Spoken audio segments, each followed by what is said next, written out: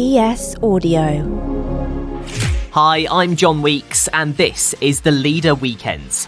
Every Saturday, we're bringing you a bonus episode taken from our business podcast, How to Be a CEO. This is a cut-down version, so you will need to hit the link in the show notes to hear the full thing. Brand new episodes of How to Be a CEO are released every Monday morning. Now, let's begin. Okay, so new password. How about... Oh, it needs to be 8 characters. Okay, so how about...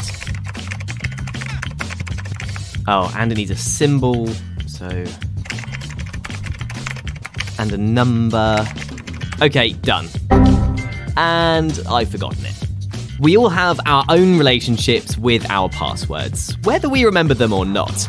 But if you're in the business of security, how do you get people to take things like their passwords seriously? I think if you went to the average human being and said, are you, proud of what you're doing with your passwords, they'll admit that they're not.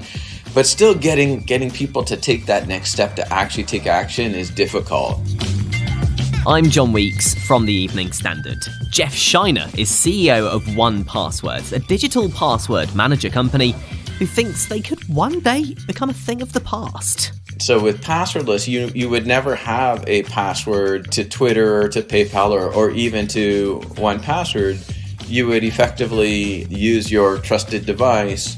It will generate a token or a passkey that will then be used for that access. So in the tech landscape of 2023, with artificial intelligence repeatedly hitting the headlines and growing warnings about keeping our personal information and devices secure, online security has never been as important as it is today. It really hasn't, both because, as you say, the hacks continue to get more and more prevalent and in some cases more sophisticated. But I think even more importantly, because we just have so much of our lives online. Everything is online, not just logins, but, our full identity tends to be online. That's the information that a lot of the, threat actors are trying to go after. How did 1Password sort of come about? How was it sort of launched? Yeah, it's interesting. So we've got two founding families in Dave and Sarah and Rustam and Natalia back 17 years ago. But Dave and Rustam at the time were actually building e-commerce sites. And how it originally started as convenience. It started as sort of the inside joke is it was supposed to be a 30-day project, which is going on 17 years.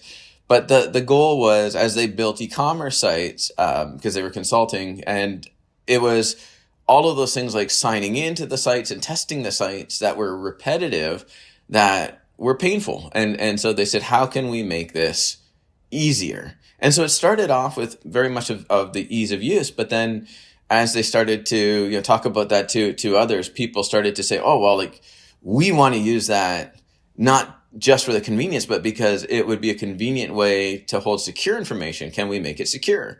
And then that quickly led to it holding, secure information like logins and stuff like that, where the focus was, again, as it always has been for us, that combination of security and convenience. It's not just about making things secure. It's about making the easy way, the secure way. And that's how we help people, not be so terrible with security.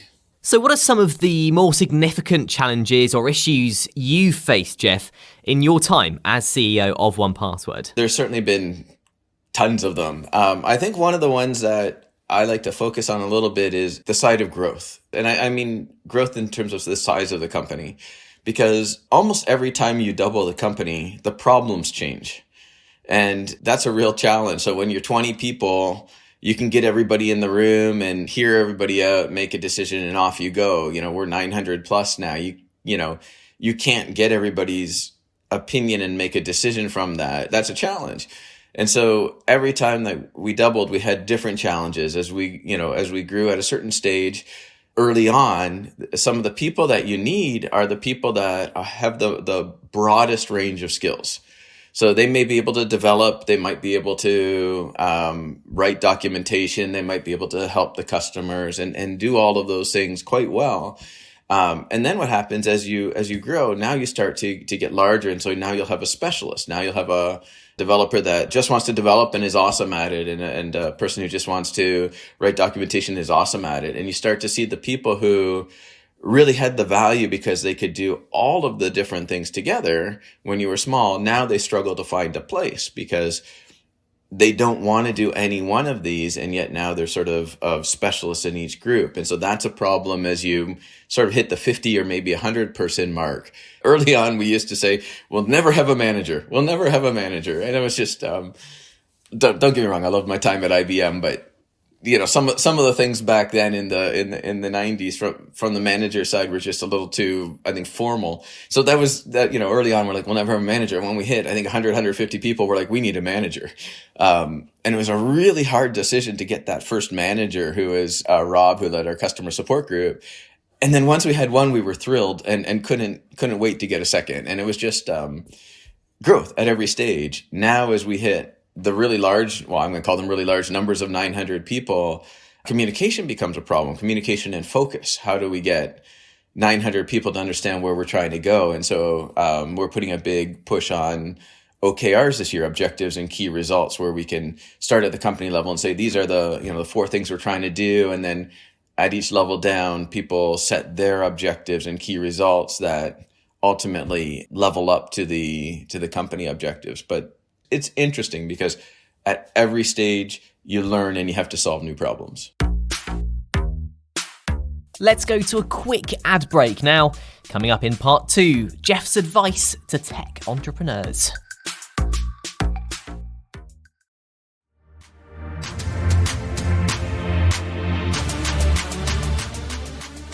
You do hear stories, and it comes out in articles, there's some research that suggests the most used password is password 1 or whatever.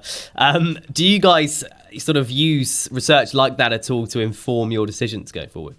We do. Now, I'll be clear, we can't do that research ourselves because we have no ability to look into people's, just no technical ability. It always worries me when I see research like that. I'm like, how did they get that information? That worries me. But what we do is, as part of our password generator, we actually get lists of commonly used passwords to ensure that those passwords aren't generated by our generator, or if somebody types them in by hand, if you use like Dragon's a common one or things like that, we will mark them in what we call Watchtower in our security health system, that you can look at when you use 1Password that tells you, are you reusing passwords? Do you have weak passwords? And it will mark that as a very weak password because it is on that list. So we actually take those lists and integrate it into 1Password in a way that we can help the consumer avoid those passwords. And so what would you say, in your experience, Jeff, is the secret really to succeeding in the tech world today? What would your advice be to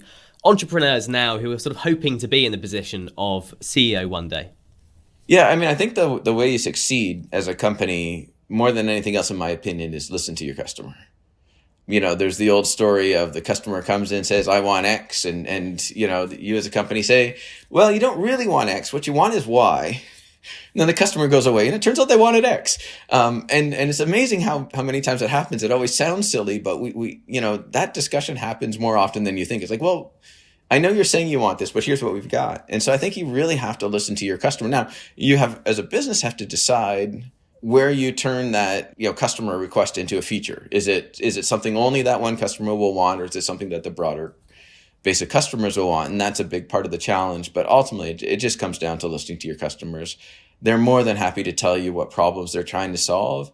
And if that's a problem that you think you've got a real edge at solving, then I think you go for it. It sounds simple, but it's surprisingly difficult to do, right? You really have to listen to your customers. Then in terms of being CEO and how to become CEO, I don't know.